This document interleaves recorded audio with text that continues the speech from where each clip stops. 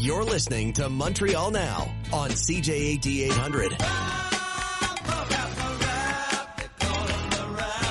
That is James Mennie. He's over at the Montreal Gazette. Jim, happy World Radio Day, by the way. And to you, Thank you. and to all of world radio types listening, Whatever. broadcasting, Yeah. and trying to get the static off the damn radio. There you go. All right. Let me start with this story here. Look, it feels like it's starting to feel like a broken record. I mean, it's like every day the CAQ's managing to shoot itself in the foot yet again, this time having to apologize to a couple of different, or one Quebec Solidaire member and one Parti Québécois member. What's going on here? Well, what's going on is they were given front and center. The Quebec Solidaire said, you had better apologize to Vincent Marissal for remarks one of you in particular made, because if not, this is a smear, and they made it clear they would take legal action. And the person in question is a guy by the name of Manuel Dion, who is the director of media relations for Premier Francois Legault. And what's interesting is he had suggested in a tweet that Monsieur Marissal, who's a Quebec Solidaire MNA but used to be a journalist, suggested that he cut corners.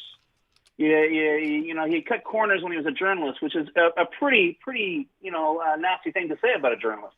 And it's very, very suggestive. Anyway, long story short, he was challenged to apologize, and he did today. What I love about the apology is, talk about your sorry, not sorry. He basically says that, I was caught up in the moment, and I committed the same error as the people who were criticizing us, and I apologize for that. Wow. So in other words, it was he hit me first, and that's it. And finally, Geneviève Guilbeault had suggested, actually before this infamous video thing that you and I talked about earlier this week, where she confronts him in the hallway and talks about fundraisers. She says, "Didn't you do one as a cabinet minister?" She says, "Maybe I did one, but I know you. Do you want to talk about the 42 that you did?" Anyway, prior to that, she held a press conference and suggested that this same Pascal Bérubé, the Parti Québécois, had used his official National Assembly email account for sort of dubious reasons. And this was a demonstrable falsehood, and she was being pressured to apologize. She finally apologized today. But if you get the impression that there's the kind of an aroma of a kind of almost like Trumpist level of politics going on here, you're not wrong. This is getting out of hand. This is becoming extremely partisan, very, very nasty, very, very personal. And once again, it took the threat of legal action just to evoke this sorry, not sorry out of one of the CAQ's, staffers. But the fact is, like I say, we've got two years left of this, Aaron, and I have no idea which way this is going to go, apart from like down, because this really is becoming extremely visceral. And which is fine, I can understand people are people, but there are a zillion other things our elected officials should be doing. Indeed, the government, as well as the opposition, been sniping at each other over these kinds of nasty hits. And yet it seems to be that is becoming the norm now at the Quebec National Assembly. In the worst days, when it was PQ Liberals, in the worst days, you might have seen what might have been an obscenity mouthed over the boos and hisses inside the National Assembly. I don't ever recall this much personal sniping going on in the corridors, and yet it seems to be the norm. It seems to be where we are. It seems to be that for the past 6 years, this is how politics are done, and it looks like this is how politics are going to be done for the foreseeable future. Yeah, kind of embarrassing. I mean, in the case of Geneviève Guilbeault, so here we go, second time she's had to, or her office has had to apologize. But I sort of get the impression here, Jim, that, she was kind of outplayed by Pascal Bérubé, and she was kind of embarrassed and figured, oh, I'll get something on him, and then this blows up in her face. So I don't know. Lest we forget, and I'm no great respecter of titles and persons. But God forbid something happens to Francois Legault. She's the premier of Quebec. Yeah. And given the conduct we saw in that video, given some of her other gaffes as transport minister, not wearing a seatbelt on several photo ops, there are questions of judgment. You bet there are questions of judgment. And the only good thing about this, Aaron, is that after all the years we've spent banging our heads against the wall saying, why doesn't the rest of Quebec see what these people are actually like, how petty, how incompetent, how improvised they are? Finally, they are seeing that. They're seeing it in vivid color. So perhaps some good will come from this, but I just hope that, before we get to that payoff, so to speak, before we get to that sort of a return to normalcy, that not too much damage is done. And I'm not entirely sure that's the case with the CAQ. Excellent point.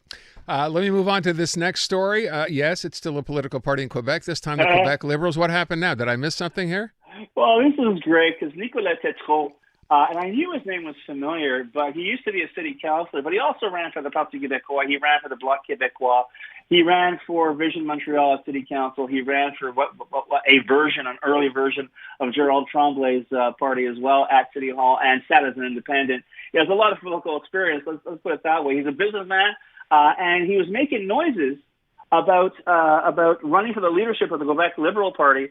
But what's fascinating is he also claimed, as he was saying this, that he had spoken to Eric James of the Conservatives with the view of, if I become leader, perhaps we could have some kind of an alliance or a fusion of the Quebec Conservatives and the Quebec Liberals. So essentially, what this guy is saying, and this is what I love about what the existing Liberal Party is doing to itself, this guy is saying, yeah, I'm interested in buying the car, but basically, I just want to strip it down for the chassis and the hood ornament. You know what I mean? It's like the idea of the Quebec Liberal Party as being a viable political machine no longer seems to be in anyone's shop window. The idea is, what can I do with this? How can I change this around to make it a little more relevant? So it's crazy. They're not dead, and yet there seems to be already a certain amount of haggling over the remains, which I tell you, if it wasn't so, I guess, funny, it would be sad. So I want to make sure I understand this. Here's a guy who said, I might be interested in running for leadership of the provincial Liberals, but hey, if I do, why don't we consider merging with the Conservatives? Because that seems like a viable idea. That's the story? Well, he seems to think that there is more in common with the actual his vision of the Quebec Liberal Party and the Conservatives than what exists now. It's interesting because today Eric James just blew the whole idea of the water, but he said, I don't have anything to do with them because this Liberal Party is like, they're really sort of radicalized to the left. They used to be under Charest, they used to be kind of right of center, but I don't recognize them now. They've got nothing in common with the Conservatives. But it is kind of funny to see how people perhaps in the political sphere are perceiving what is left of the Quebec Liberal Party. And remember, as I said with the CAQ, we still have 2 more years to go through before the next election. I'm seeing it now, the Libservative Party of Quebec, if they Can you imagine? There you go. Jim, I have one last thing to ask you, which has nothing to do with politics, but I saw this story. I don't know if you've seen this already. Officially, the English Montreal School Board says it's going to adjust its calendar April 8th, canceling classes. Why? Because of a solar eclipse. Yeah. Have you seen this? I've seen about 4 or 5 solar eclipses. No. Have you seen this? No, I saw it. Of course I saw it. This is crazy. Isn't this nuts? Do you want to freak out? Of course you're going to freak out. We knew, the thing is, unless you're Donald Trump, and this is backed up by photographic evidence, you don't stare in, everyone knows you don't stare into an eclipse. And I when I was a little guy, when I was in elementary school, and to a certain extent, I guess in high school as well, we had a few. No, there was never a case of somebody going, I'm going to look at the sun. And nobody did. Nobody went blind. So why this is happening is absolutely beyond me. I mean, there's such a thing as erring on the side of caution, but are you serious? And on top of everything else, are you you're going to pass it off on the parents saying, well, you should make sure you're going to have to make measures to look after your kids. And for God's sakes, if they stare into the sun, it'll be your fault, not ours. It's like, really? What the hell's going on here? It's such a crazy story. All right. By the way, they're not alone in this. There are other school boards, I think, across the U.S., right? I don't get all this. bets were off after they canceled Halloween because it was going to get windy. There you go. Or rainy. Remember? Yeah, or rainy. 417. Thank you, Jim. Adamant.